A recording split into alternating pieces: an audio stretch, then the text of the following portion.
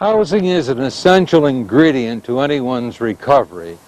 Therefore, we provide them with an opportunity of clean and sober housing that is safe and affordable. I'm Dennis Bassett. I'm the Executive Director of Treatment Services under Father Peter G. Young. This is our community residence program where we house 22 clients. There is 24-hour supervision. It's one of our more intense programs. We have a glide path, I like to call it, and what it is we work from a community residence program to a lower level of care, such as a supportive living program, as well as our apartment program, and on into independent living. That's our primary focus, is to assist our clients to remain abstinent and develop a social network where they can go back out into our communities and become taxpayers once again. And the programs that we set up provide this service which would allow these clients to begin to transition slowly. It feels really good just watching somebody walk in the house after coming out of a detox unit and getting into a halfway house and beginning to address their issues and watch them grow. Usually all the family members gather together here for dinner. They take turns in preparing meals for the house as well. Everybody takes part, you know, in maintaining the property. This is the kitchen area here. We also got Lance Davis, which is the clinical director of our facility. He came through the house as well. Angel Garcia is the house manager. He's another former resident and staff member here. And we got old Chino, who's our house cook for this evening, making up a nice dish for everybody. Mr. Green, what are we having today for dinner? We have a beef stew and rice for dinner. You like cooking, huh? Yes, I do. Notice what we try to do here is teach our clients responsibilities such as basic life skills, cooking and participating in house functions. This is a 6-month program, and we're dealing with an addiction that a number of individuals have been dealing with for years. So 6 months just to get an individual basically on track is a very short time frame. We have all individual rooms for the exception of one room, which is a 3-man room, and we basically use that as a transition.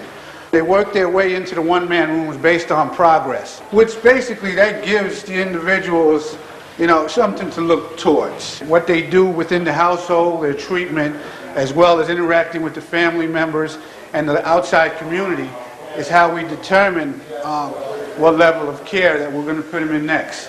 I came through this house in the past, and this is a personal issue for me, and this is why I'm still here. I was born and raised in the Bronx. I come from a pretty decent family. Had a decent education at the time. I even played AA baseball.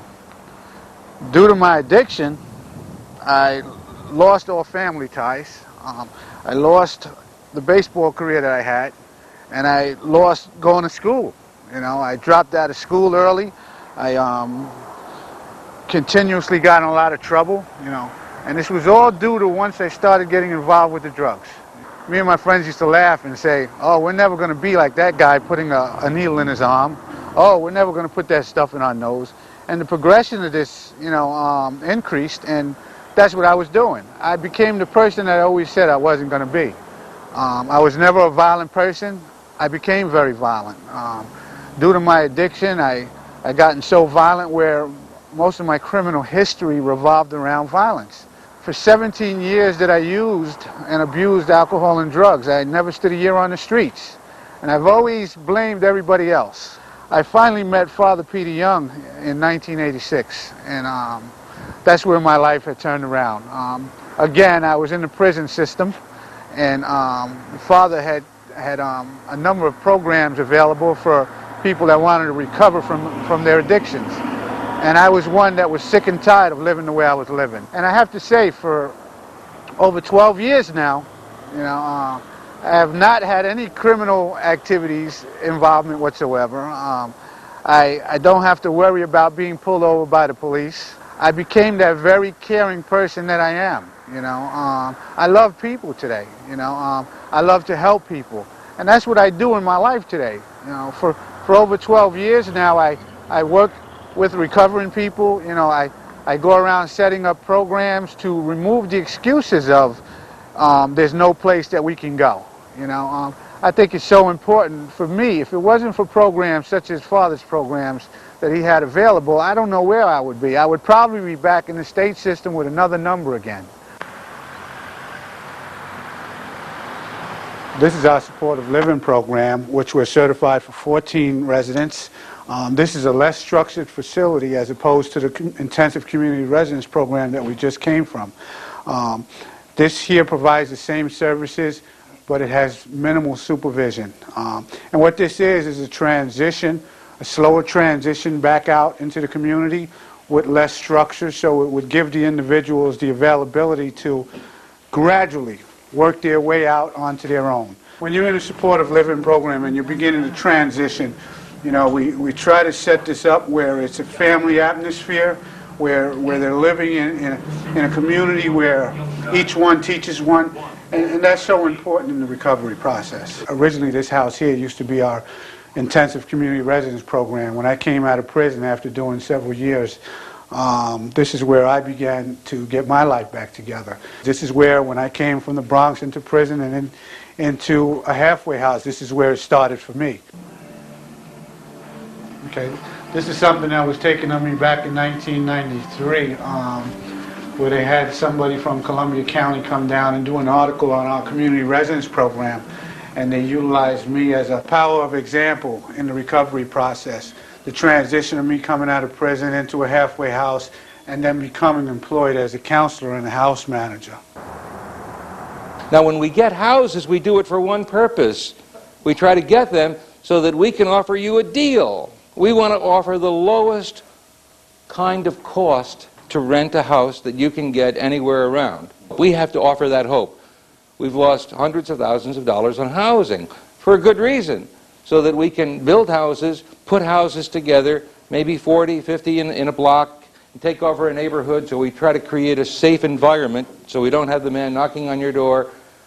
And then in that kind of an opportunity, then we expect that you join a recovering tenants association. My name is Stuart McMaster. I'm the housing coordinator for the program. We have 3 different levels of housing. We have the shared units where there's 2 tenants sharing a unit, and they're there to support each other and to help each other work through various stages of their recovery.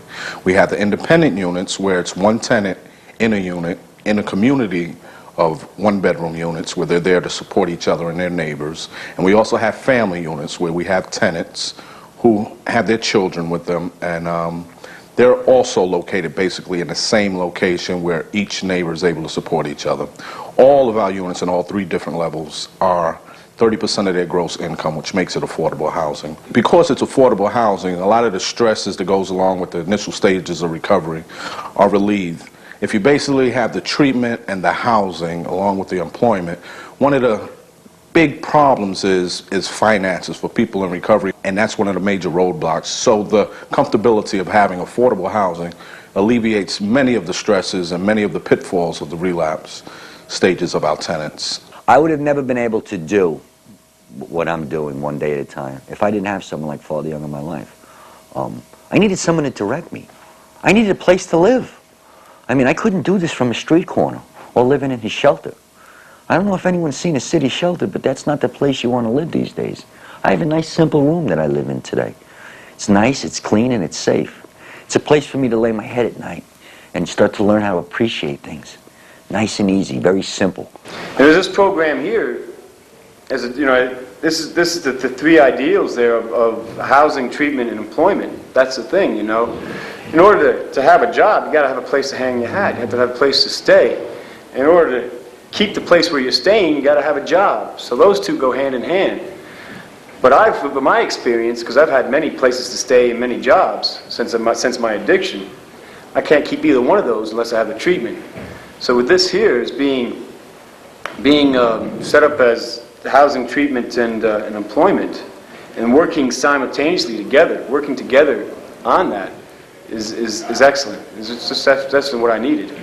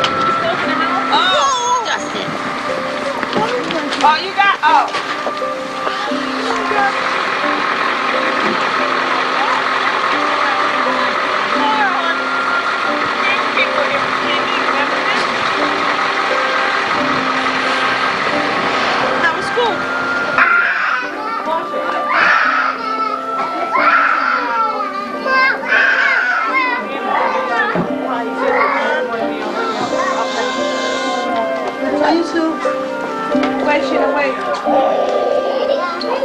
name is Marsha Poole. I'm the director of Eleanor House. Eleanor House is a recovery home for women with children who are suffering from addiction. My drug use was crack cocaine. I smoked. I used it. It brought me a lot of pain, shame, and guilt. I haven't been sober, really sober, since I was 13 years old, so my kids are meeting a new me. So it's a good idea. I was addicted to crack, you know, drinking and stuff. I was off the hook. I was using drugs for 14 years. And my last drug run was when I was 8.5 months pregnant with David. And I got stranded in Stillwater, and I couldn't get a ride home. And I was afraid that they was going to find me and my baby's remains. The last 10 years been on heroin, and I've lived a life where you just get up at 1 or 2 in the afternoon. I have to learn the process of getting up early, taking care of my child, and just doing things that are so-called normal. And a lot of times when they come here, they have no choice. This is something that they have to do. Sometimes they do have a choice. They can choose this, or they can choose jail, basically. It's a lot better than some people being out on the street and not having anywhere to be. And it's a lot better for the kids, safer. I'll tell you. You know, I thank God every night for this place, because I would be without my child somewhere on the street or probably dead. And I know this because I was on drugs. It's women right out there now can't even get in these programs. And they need these programs to help to get their kids back, to nurture these children. These children need their parents. They need their mothers. The concept of the Eleanor House is we deal with our recovery first priority. We also responsible for taking care of our children, for our recovery, for getting our training, all in one. When I use drugs, I am irresponsible and I can't take care of my babies. I don't know how to do that. Because I didn't know I was an addict. I didn't even know I had a problem. So I went into rehab, and there I started learning about my disease and learning that you hurt the ones you love, you know, and that this is no joke. I understand why this happened, and I know that it was my fault. And there is nothing that I could do about the past. But from today on, I could be the best mother to my child. When they come here, most women just got their children out of the system. They're just, a lot of them getting out of another treatment, a rehab, or they've been incarcerated, living on the street, homeless women. And a lot of people don't realize, but these women are really just like you and I are, except that their addiction has taken them to the streets. And my child was gone. And that made the drugs get worse and worse, and I used and I misabused and used myself out there on the streets because I felt like I had nothing else to live for. It was really hard to be separated from my kids. At first, I thought that it was okay because they were my family and they weren't taken away by the law. But no, I caused a lot of pain. I can't do this alone because I've tried for the past 7 years to do it on my own, and I've gotten high each and every time. I suffered a lot every night being without my son. But, you know, I know for a fact that regardless of how much I love my son, I can't do this for my son. I have to do it for myself. A lot of these women have been beaten, you know, to get their drugs. They had to do things that they didn't want to do to get their drugs because that ran their life. That was the thing that was most important in their life, was getting their drug at any cost. And a lot of times it was at the cost of their children. And with my addiction in the midst that it was hard in the beginning, but November 15th I stopped using. I stopped using because I knew I needed help. And I wanted my baby to be okay. And I didn't want them to take my son from me. Well, what really did it was they took the things I loved the most, which were my children, and that did it. That's all it took. But I believe that mainly it took the suffering without my child to get me where I am at today. If I was outside in the street and an outpatient, I don't think I'll be able to deal with it, you know? Because it's not like where I could have my kids here and I know that they're being well taken care of, and they could go up to Marsha and say, Grandma, Marsha, you know, I have a problem. Can we call Mommy at work, you know? And they would do that. It's not an I program, it's a we program. We do the things that we need to do together. These women really love kids. They do, or they wouldn't be here. They would take the other road. You know, they would go to jail or whatever. They wouldn't be here, I don't think, if they didn't love kids. It's giving us a second chance at life. He is 11 days old, my little munchkin. The new man of the house. And he looking too. He's just so aware of everything. I can't believe I'm so amazed with him. Because I'm 31, I'll be 32 this year. With 9 children, I need to now relive my life and do it the right way. I didn't even love my children until I came to this program. I didn't, you know, and I know that sounds sad, you know, but it's the truth. So you're happy now? Yep, it's good. It's good to be sober.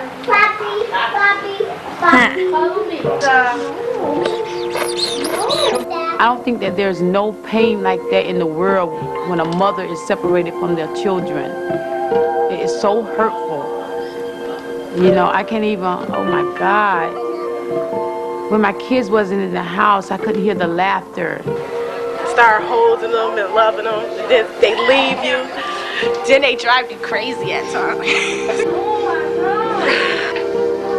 Yeah, he's a new one. Justin, he just came. He's been here for like 2 weeks. He adjusted well. He's not shy, but I think his diaper needs to be changed right now. These kids come in here with problems, but they're so loving. You know, look at this. You know, I mean, when I walk in the morning, they all run to the door.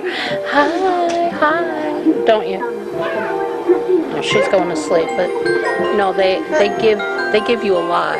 You know, just by holding their arms out to you, giving you a hug when you come in the morning and when you leave at night. Thank you.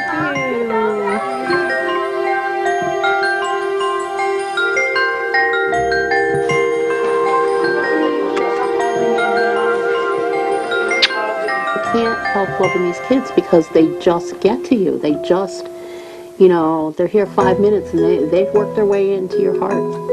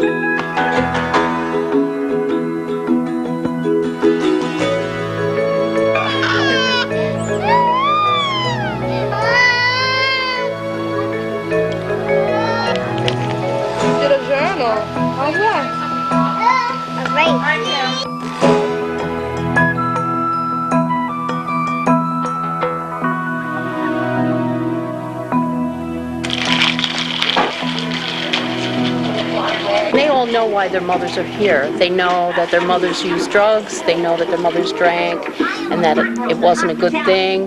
They remember the pain that they had to go through. When I first came up, I didn't think I was lucky. I figured I could just do this program and get on with it. And I know now that if that would have happened, I could never be where I'm at today. And I would wind up back out there. If you think you're going to skate through it and half step, that's what you're going to get out. It's about applying yourself. It's about being responsible today. Bottom line. Because if I skate through the program, when I go out, I'm going to be using. You know, I'm going to be smoking and just off the hook. So I have to learn how to follow the rules and have structure. We want to break the cycle because they are so used to abuse, violence in the house. Even if it wasn't towards them, they had to watch it. Being left alone, not having proper food to eat, all those things that impact on the child.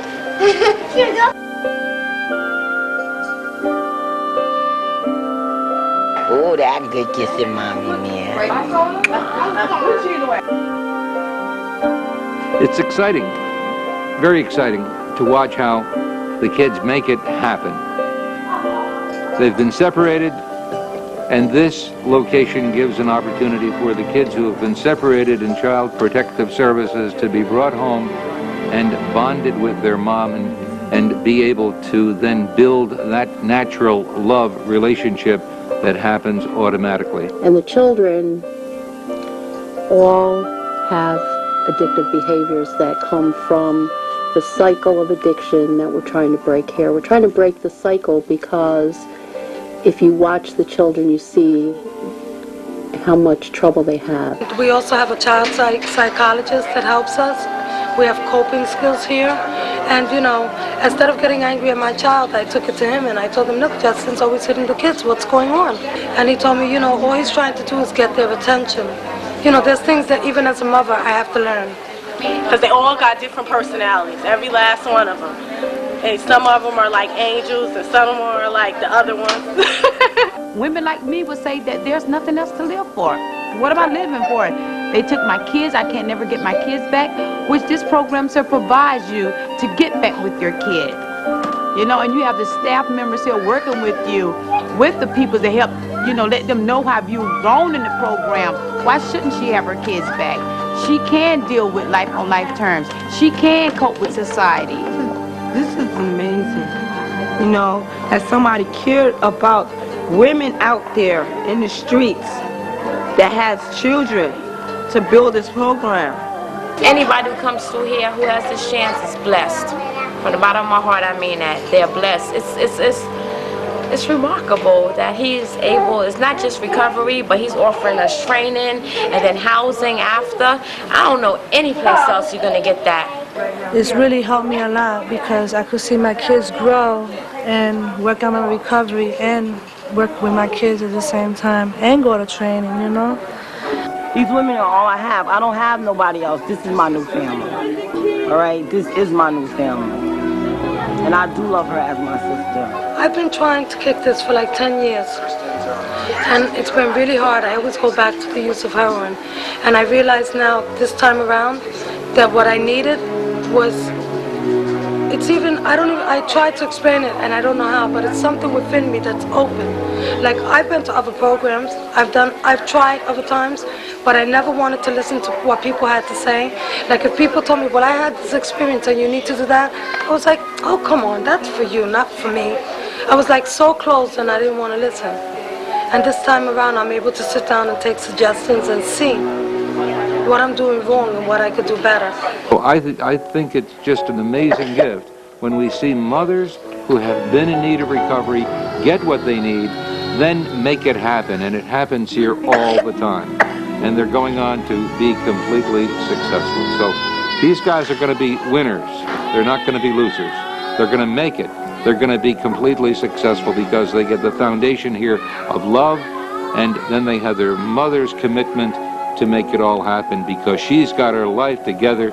She is a person who is now in solid recovery. I still remember being on that dirt road out in Stillwater with somebody that wanted to kill me because he was on drugs and he kept getting paranoid. I remember that fear I felt. So I have to remember that fear because when I forget that fear, I'll be right back out there on that dirt road again. And I can't afford to die on my children.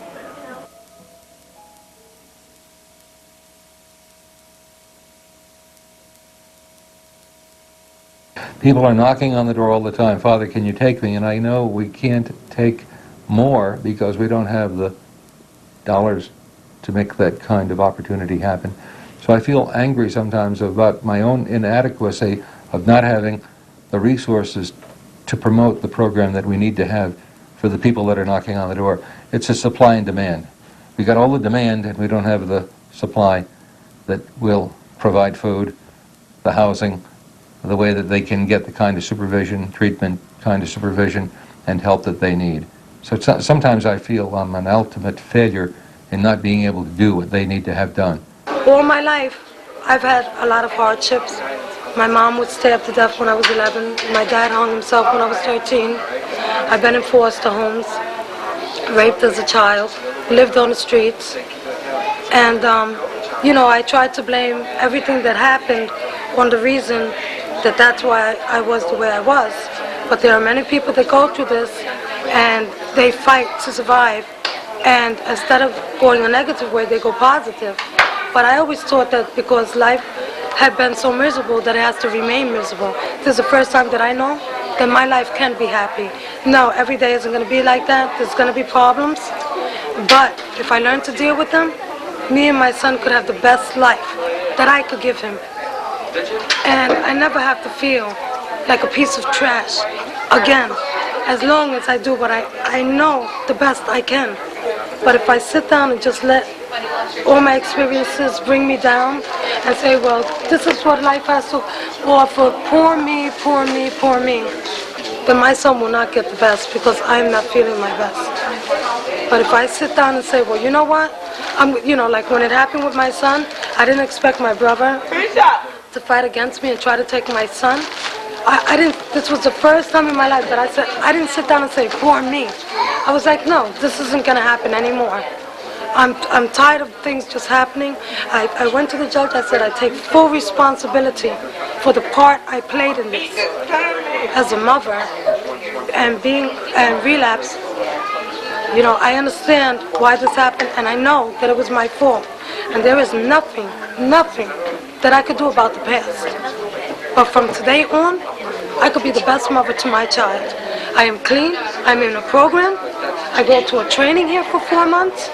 When I leave, I have my own apartment, and I'm moving on so that I could go to what I want to do, which is nursing. And as long as, this is the first time that I want to follow my goals, that I know that I don't have to sit down and accept things, that obstacles are to be moved. And I realized that when I had to fight for my son in court. And when I spoke to that judge, and I spoke from the heart, and I told that judge, I don't know what the future holds, but I know that I could tell you that what I've gone through and the pain and the suffering, this is never going to happen again. I know what went wrong, and I can't take the past away. But I can make it better now. Every night I went to bed, I cried for my son. Every morning I woke up, I cried for my son. And the thing that hurt most was that I did this. And it hurt so bad to have to recognize that. As a mother, it hurt so bad to say, my God, I messed up. I messed up on me and my son. And I just knew when I woke up that this would never happen again. And it will happen if I don't follow what I have to do. For me, being an addict, I have to get to meetings. I have to ask for help. There are things that I don't want to hear that I have to hear. Because every time I tried to do it differently and my way, it just did not work. I need help. Some people don't. Some people know how to do this on their own. For me, I need the help. I am like my son. I am a baby. I'm 35 years, but I'm a baby. Because all my life has been negative. And I'm growing up to become a woman. So I could be the best I can for my son. And I have never, ever been so content with myself and my life. And I have never felt, for the first time, that I have a future.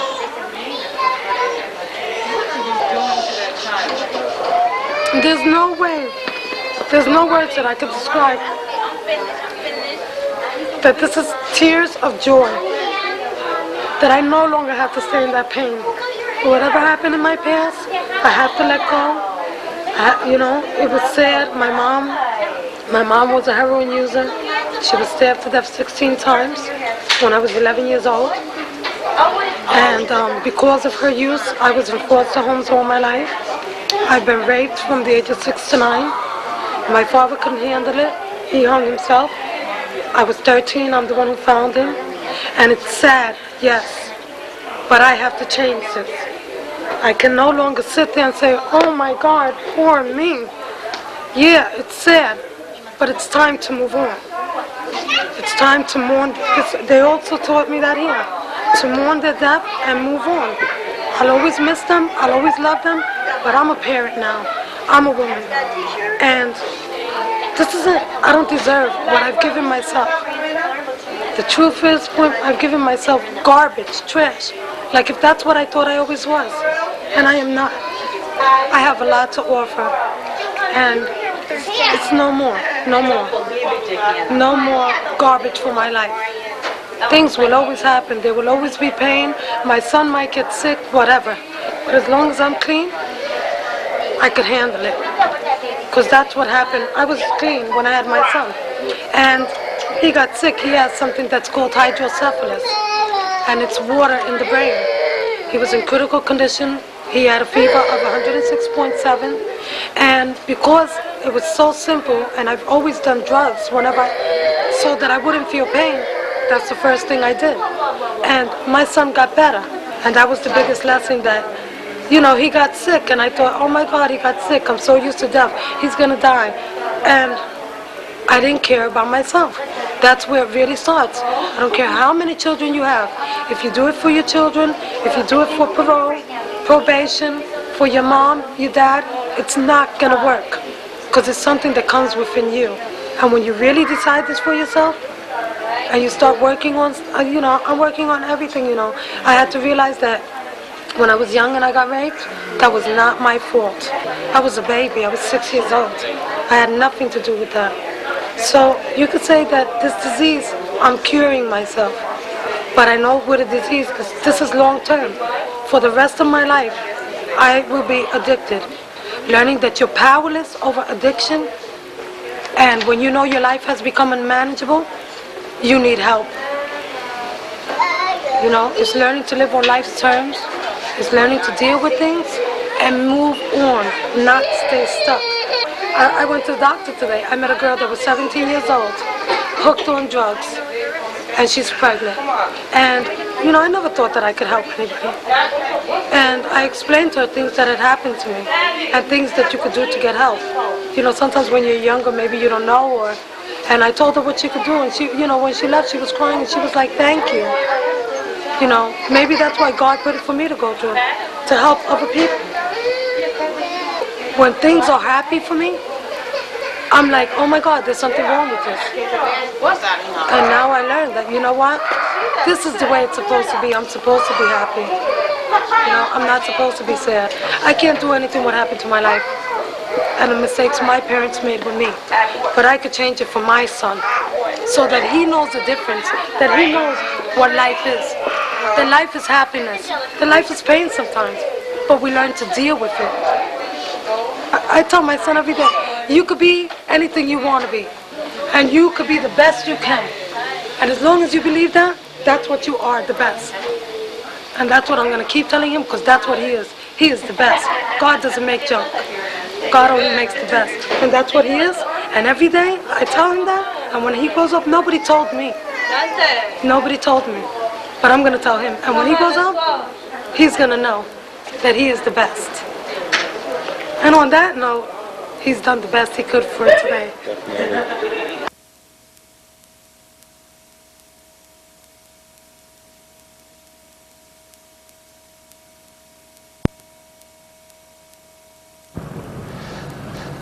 Creating vocational training and job placement is vitally important because many of our folks have never had a job.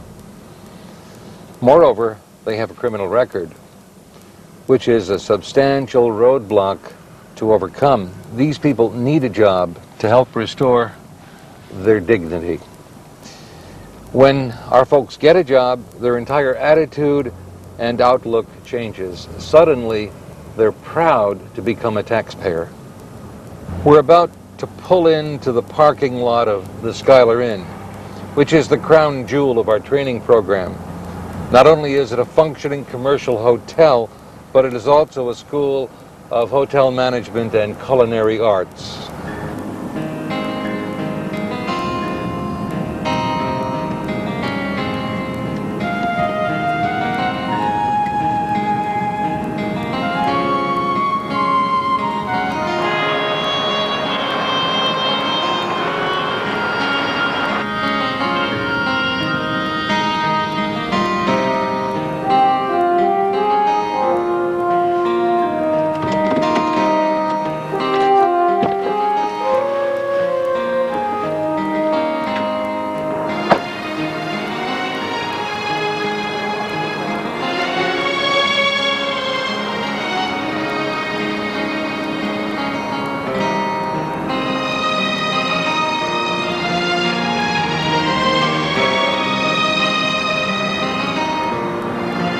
Hi, guys. Hey, Father. Hey, Father. Welcome home. Welcome Malik, how you home. doing? Fine. Good to see you. Father, you Oscar, how's your hairstyle? Great, great. Just doing fantastic. Yeah, I Father. see you're going over the stats and the bills, and I hope we're making some money. Yeah, we're making some money, Father. We Oh, just that's had good to hear. the Elder Hostel group check out. They were here for a week with conference and lodging. We had the New York Chaplains Association check out this morning with 2 days of conference and lodging.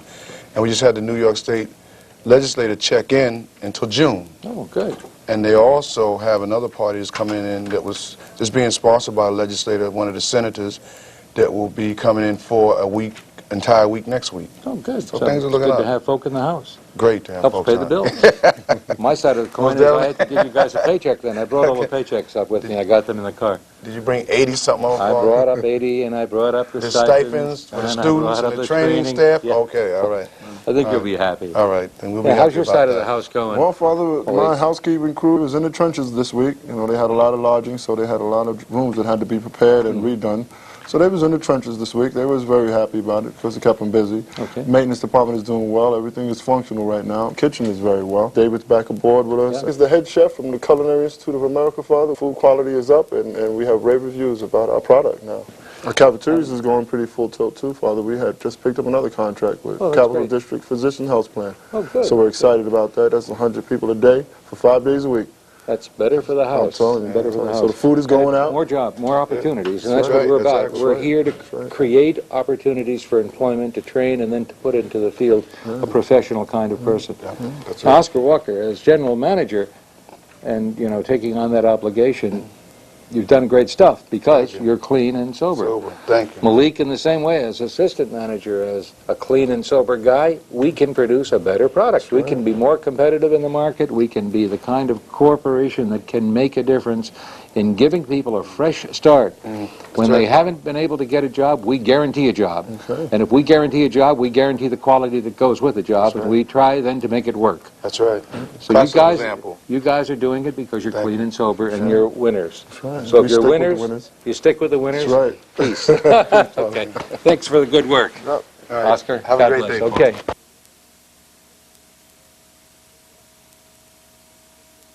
My name is Marilyn. I'm the supervisor of housekeeping here at the Skylar Inn, and I'm originally from the Bronx.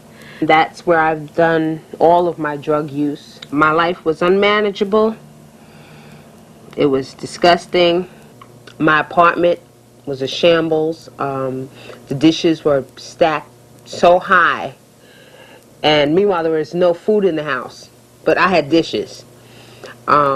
There was mold that was growing all on the dishes, and I had laundry, piles of laundry of dirty clothes all over the house that were also growing mold. If you don't think that clothes can grow mold because they're dirty, they can. I got comfortable living like that. I got comfortable living like a hermit, not even leaving my house except to get drugs. I lived like my apartment was a truck stop. I prostituted. I sold everything I owned, including myself. I would do what's called being on the stroll, okay? Walking out, looking for customers, and I wouldn't leave the block. And I believe I walked maybe 5 miles on one block, back and forth. A gun that was put to my head wasn't even rock bottom to me.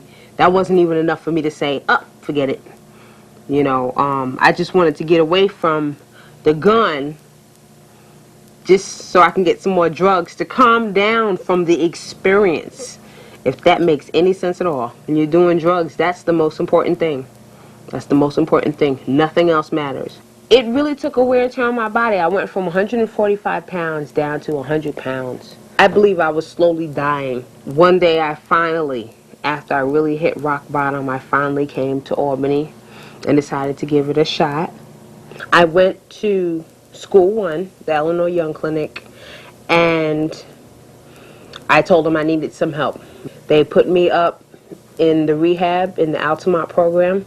It was just about getting to know me and, just really relaxing and coming back to my senses, because I had lost all my senses while I was getting high. Also, while I was in there, I started my vocational training. That's also part of the programs.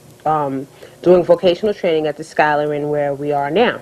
You get a lot of experience. It's a lot of things you can put on a resume. It gets you back in the work field because before I got here, my last job was like 10 years ago. So when you do finally get back out in the job world, they want to know, what were you doing for 10 years? You know, so at least this is something you could put on your resume. I was in housekeeping. I went to the front desk, and I loved the labor of housekeeping.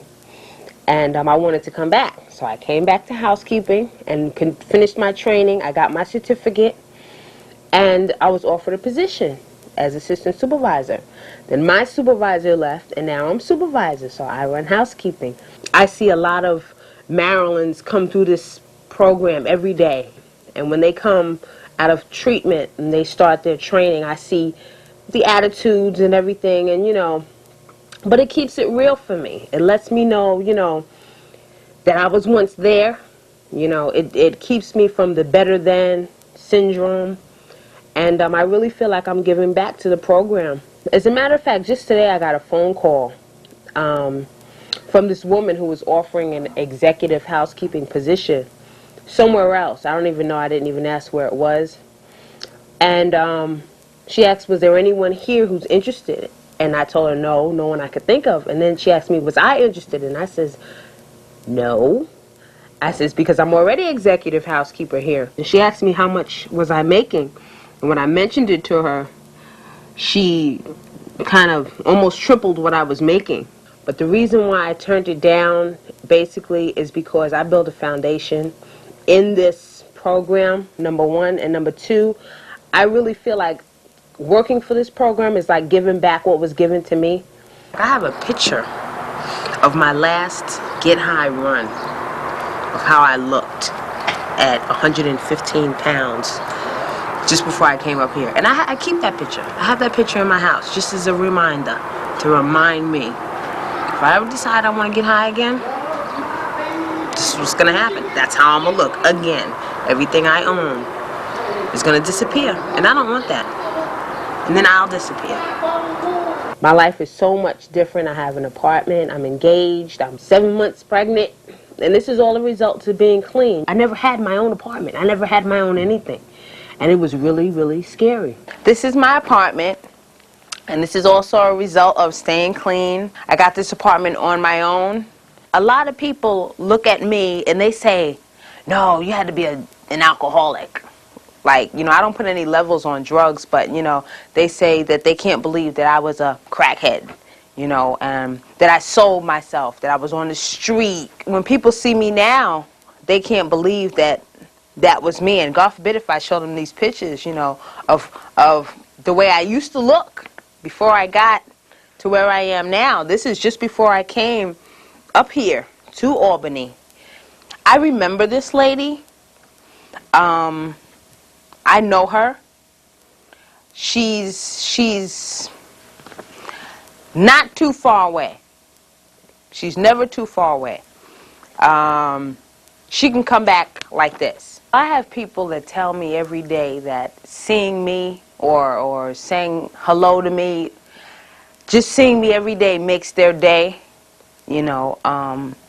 And if no one gave this girl, this woman, a chance, then nobody would have known that she could possibly make somebody's day. Now, I'm a prime example that people can change. People like me can change, because there are a lot of people out there just like me, you know, who just need a helping hand. My name is Veronica. I moved here from Yonkers, and since the move, everything's been going good for me. After doing drugs for about 12 years, because I started late. When I was 25, I started using crack cocaine. From there, I went from using to selling to using to selling to eventually become my best customer. And I went to jail for 6 months for something I didn't do, my first time ever being locked up. And I was pissed, and I went, got 5 years probation plus the program that I was in. Constantly getting high every day. Life didn't matter much to me. Once I entered the prison system, that kind of changed me, but the day I got out, I went right back to getting high. So something clicked in me and said, this is not the life I want anymore. I worked previously in housekeeping and daycare, but while I was working, I was still using. So the job was just to make enough money to go get the next hit. I seen that as a sign for me to get up out of that city and move to another place, because they always told me that change is good, so I figured this change would be good. Having Marilyn as my supervisor, she's really been an inspiration to me. Knowing her background, where she came from, lets me know that I can make it too. We talk a lot. I asked her to be my sponsor. She declined. She said, let's be friends first. But, you know, I took that like, you know, well, okay, I'll try again. Just like I said, knowing her background, where she's been, I haven't been there, but I can, you know, like kind of see. And it makes me feel good that I got where I am today in time before I got any worse. I just love it. I want to stay in housekeeping until my training is up and eventually get a job somewhere. You know, I'm looking forward to that. But I just take it day by day. Everybody complains about the little $10 we make, but it's not the money, it's something you do. You know, I'm learning something different. Okay, I already know how to make a bed, I know how to clean a house, but it's just the people around me that makes it worthwhile. Seeing my peers that they've made it makes me know that I can make it too. You know, they open up my eyes to a lot of things that I didn't know really could happen in recovery. Veronica is a carbon copy of when I came in, because she's very enthusiastic and she, you know, she loves her work. She loves to work. She gets along with everybody, and that's how I was, you know. But I notice a lot of people come in there with that same enthusiasm, and sometimes they don't keep it, you know. But that really depends on how much work you're doing on yourself, because, you know, if you're not working on yourself, you'll kind of lose that enthusiasm, you know. And I just hope she keeps up this attitude. Like she said, she asked me to be her sponsor, and I declined because I think she needs to get to know me better, and not just take the fact that we get along as a reason for me to be her sponsor. I think I explained to her I'd rather us be like a network, meaning I call her, she calls me. We let each other know where we're at up here every day, you know, what's going on. If she has a problem, if I have a problem, or whatever it is, just to say hi and hang up the phone. You know, that's what networking is about. And I'm glad she's in my life, and I'm glad she's doing my hair. You know, because I not only got a friend, but I got a beautician too now. My name is May, and I was doing drugs for about like 8 years, and I went on the street for so long, and I was homeless. I had to go to a homeless shelter. Then all of a sudden, I see my life going down the tube, keep going down the tube, you know, and I was running the street, you know, and keep doing drugs, dealing with drugs, and all of a sudden I wanted a new way of life. So all of a sudden I came onto my house, 28-day program. Then after the 28-day program, I went to Follow Young program. Then I stayed there for like 3 months, and now I'm here doing housekeeping, you know, and I'm into their housing, supported living. My life is like getting better, you know, and I see a future in my life now since I put down the drugs, because my head is more clear. I'm doing the right thing, what I need to do, you know, and I'm keeping strong, you know, because sometimes it's hard because there's a struggle, you know, but as long as I stay with the peoples in the rooms and do what I need to do, I can manage this, you know. And my future here today, you know, I see that I can be a better person, you know, I can think clear, you know, I can do things what I need to do, you know, I don't have to be tired no more.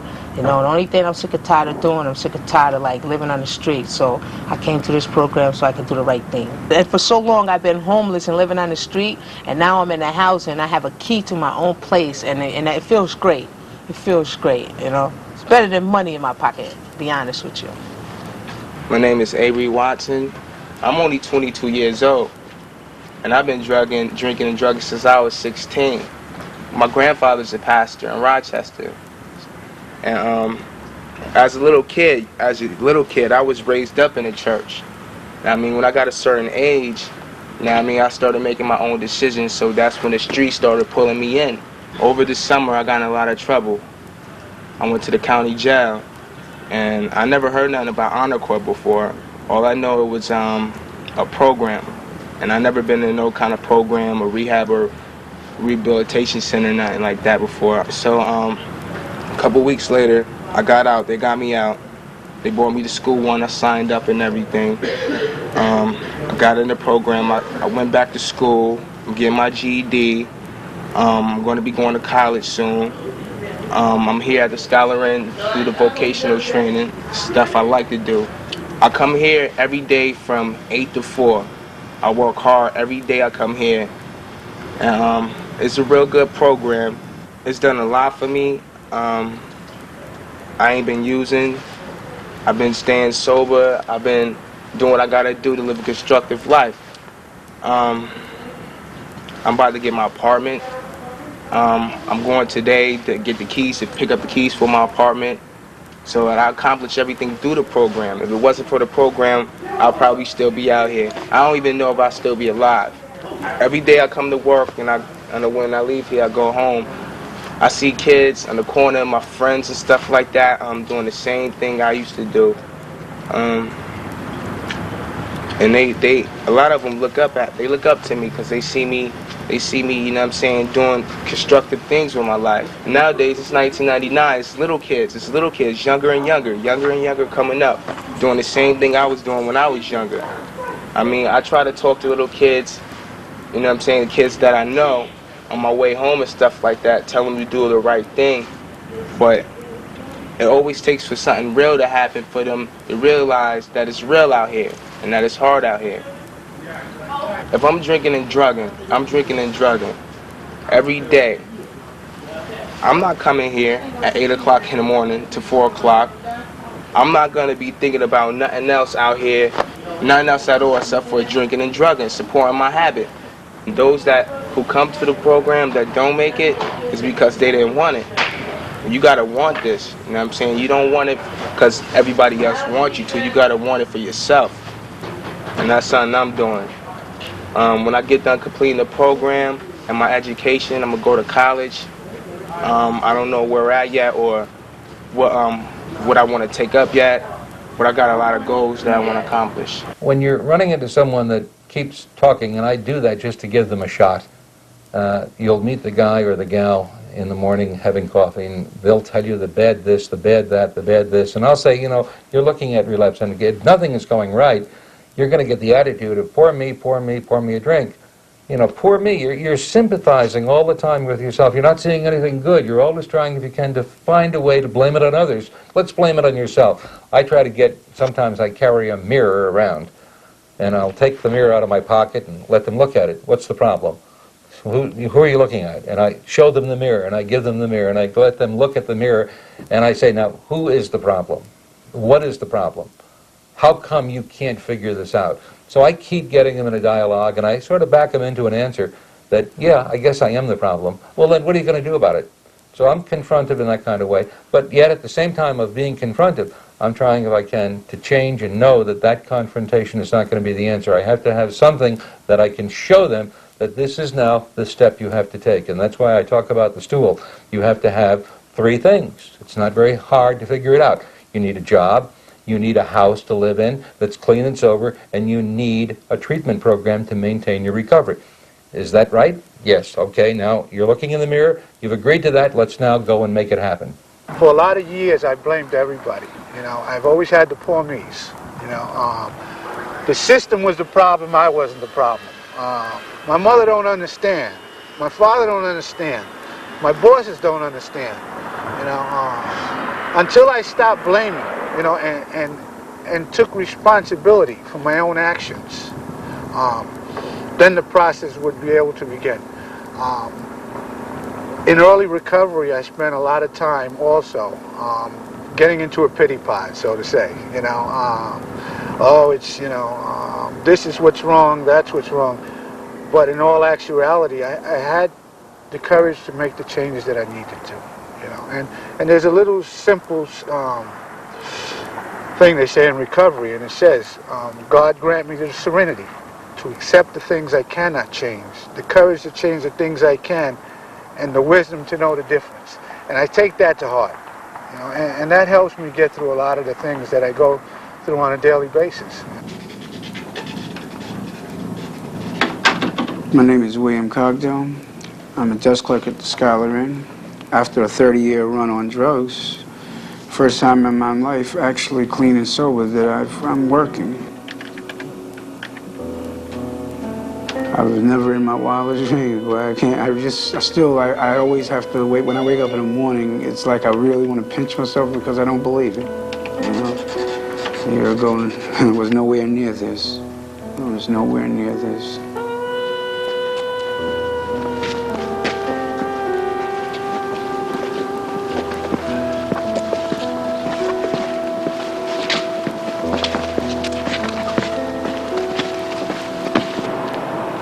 My drug addiction was really rough.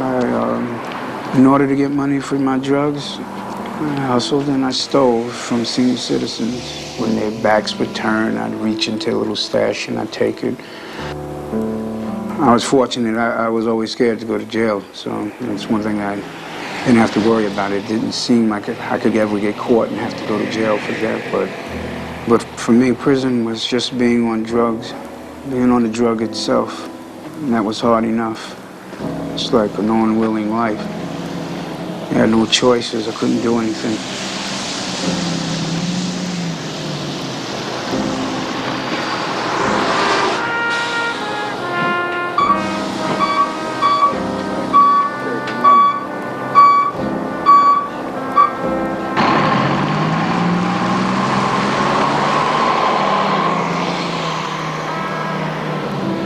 I started using drugs when I was 13, you know, and I'm 43 years old now. That's all I ever knew.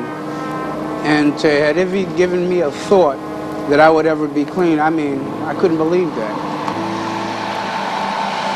When I think about some of the things that I'd gone through, it was rough. It was very bad, you know, and but couldn't tell me that. I thought that was just going to be my life.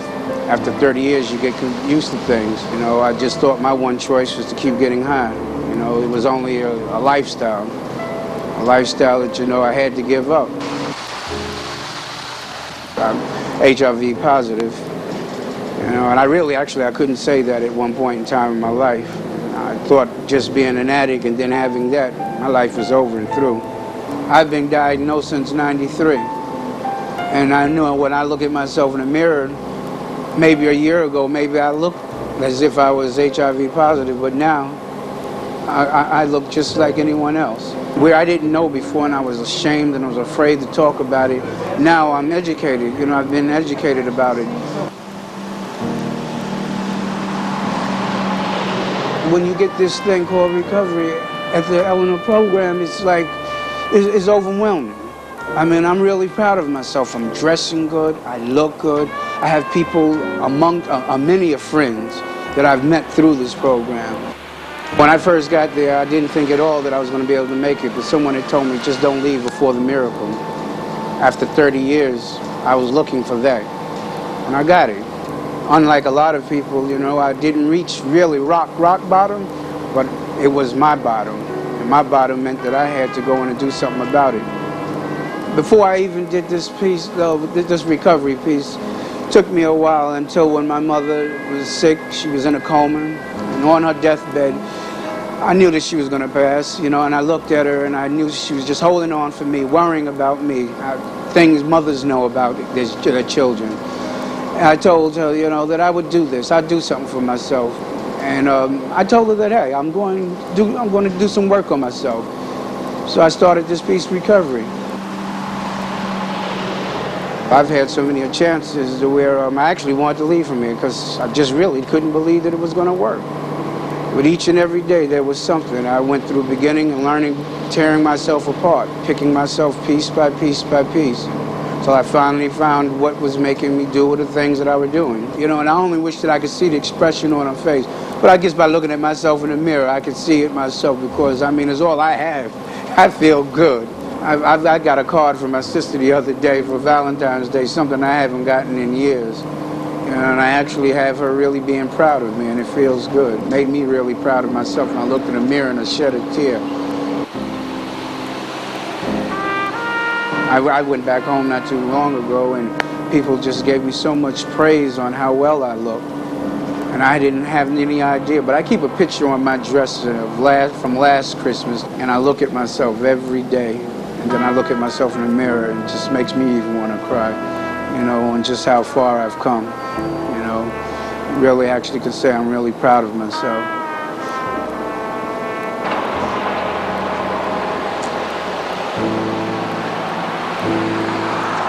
You know, I'm not living in any rundown spot. It's in regular neighborhoods, just like anywhere else. But it's the support that you get from people that you meet and that are there with you, that may go through the same everyday problem of recovery. People that live in my apartment building, they have the virus as well. So we all know what we go through. Now I can walk down this block with my head up in the air. I feel free. I get smiles from everyone. You know, it's like a respect that I've never really ever, I can't imagine ever having before. My apartment is great. Father's provided me with that. I thought that it was going to be a little rundown place, but it's beautiful. I thought it was going to be an arm and a leg, and here it's like $100 and some odd, all utilities included, carpeting, central heating, nice clean building. And I'm like, well, wow, what can I possibly do to start making payment? But then they tell me, oh, listen, don't worry about that. You just started working at the hotel, you know, and I've actually am, but I want to start giving back.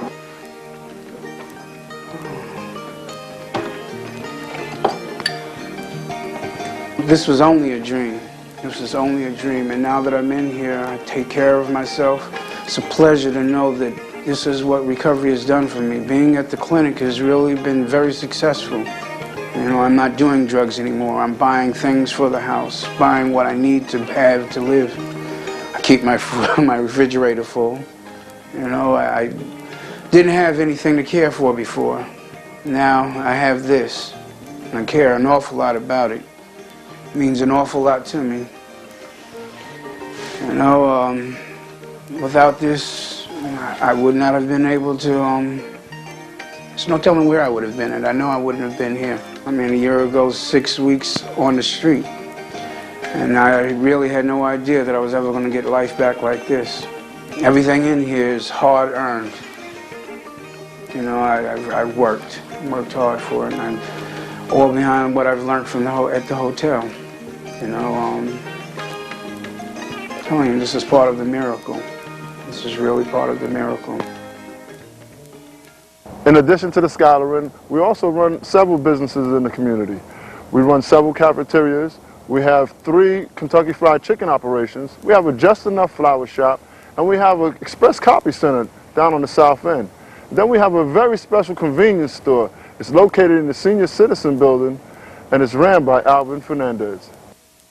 My name is Alvin Fernandez, and I'm the manager of the North Pearl Express. It's a convenience store in the Senior Citizen Complex. What we created here is a safe environment not only for ourselves, but also for the senior citizens. At one time they were afraid to go out, and they're no longer afraid. This back door leads to 2 high-rises that we also live in. We have about maybe 200 or 300 senior citizens that come down. It's safe for them to come down with their money in their hand, not hiding it like they used to be. They're no longer living in fear. As you can see, the variety of things that we offer them: milk, orange juice, meats. We don't offer alcohol. We don't offer rolling paper. We don't offer cigars. Those are the things that create the drug scene again. So therefore, we don't sell it. Since we've come into the neighborhood, the crime rate has gone down. There was a 24-hour watch with the officers in this neighborhood a few years ago before we took over. It's no longer like that. I did 20 years, and now that I run a business, I look at things like that, and I remember I didn't have an office, you know. I didn't have a roof over my head. I told myself in my cell, when I was in my cell one day, that this was going to be the last time I was going to come back to jail, you know, and I've been out since '89. You know, those 20 years really put something on me. You know, it's not easy. It's not easy. And Father told me it wasn't going to be easy. You know, sometimes I sit And I look at my rap sheet, and I remember, you know, how many times I went in and out of jail. I lived by the sword for 20 years. I carried a gun. I lived with a gun. I slept with a gun. I'm not doing that today, you know. Every time I speak about something, I always remember that the IOD is the most important thing in the world. I'm a convict. I'll always be a convict, you know. I learned a lot while I was in jail. I'm not proud of what I did for going to jail. You know, I shot a man and I tried to cut his throat for money that wasn't even mine. Okay, so it's nothing to be proud of. You know, it stays in my head 24/7. I thank the Lord today, and I thank Father, man, that I'm happy that I can get up in the mornings and have a job. 240. He's already over there. Come on, we ain't gonna walk around the bed. We're in the door. Right over here. Get this. There you go. Watch across the street. The kids are the most important thing besides the seniors. We attach ourselves to them. We sort of like adopt some of them, and we give them what we haven't had. We had a complaint once from a lady that came in and told us, who is always giving my son candy? My response to her was, it's better than drugs. The store is sponsoring to send a kid to camp. So we've never done that, you know. This is how we get to keep what we got today, you know, giving it away to kids, you know. We like the kids. We love them to death. Some of them come in here and spend time. When we have a kid that we have problems with, we call it putting him on parole. He's only allowed to stay at the door until he realizes that coming in to the store, it has to be a privilege. And he does that. I have 2 on parole now that I caught stealing recently that I asked their mother, can I do what I do? I only leave them at the door. They stay at the door. I think out of those 2, those are one of the ones I'm going to vote to send to camp. All right, some of these kids, what they need is the father figure, and they don't have it. Some of them come here and find it. Now, these are 2 little boys that just came into the store, and I know they're in the back stealing. One of them put him under the coat. See it? Zip up his jacket. I witnessed it. They're taking too long. I know that they have it in the possession. So I come out and I stand by the door. And I asked him, what is it you have in your pocket? He gets nervous and I'm asking him to empty out his pockets. What he does is he looks at his partner. Meanwhile, the other one is not complying to what I'm asking him to do. So his partner goes to the back, comes down here, empties out his pockets, and comes to the front. There I catch them both. All right? And I bring them into the office, and we point out what they did wrong and what they were doing. And we call their mother. I was a kid once, you know. I'm the inventor of shoplifting, you know. I show him where he did and what he picked up. And I bring him in, and I tell him I'm going to tell his mother or his father, you know, and he'll give me back the item, or he'll start crying, you know. And the item will wind up back in his pocket because I give it to him. You know, I try to show him that you don't need to steal. You don't need to take, you know. You get it faster if you ask for it than taking it, you know. Tyler and I are always monitoring what goes on in the store. I was robbed at gunpoint from a kid, no older than 13 years old, with this. He didn't get out. I know my guns. I knew it was a play gun. It's a BB. I took it from him. I gave him a pack of cigarettes and a soda and let him go. Imagine what a real cop can do to a kid with this. I got to do a big before. This money does not belong to me. This money belongs to a guy with a funny collar, so I have to make a deposit if I wasn't in recovery. You know what I would do with money like this? But because a man that took a chance on me, which I appreciate what he did, he gave me a chance. Look what I'm doing today. I'm counting money. You know what I can do with this money today? As I was telling you, I can flip this 5 times, but you know the benefits behind it are very, very, very, very slim that I'm going to make it and see it all come back. So what I do today is what I do. I take it to the bank. All these checks that you see here are from seniors that we cash. We make it very convenient for them to come down and cash their checks. Every dime that I get in the store, it's monitored and it's recorded on a sheet. And when Father finds a penny or something missing, I get a phone call. Say, listen, I need to speak to you in a quiet room. So, and I do that, you know. And I said, Father, listen, every dime that I got, it's counted for. You know, this is the blessing. This is the best part of the story.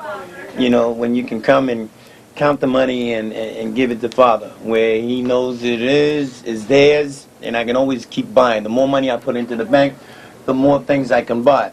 It makes it look good for me. You know, I'm not going to give it to the man and get more drugs. It's not drugs I'm looking for. I'm looking to expand the store.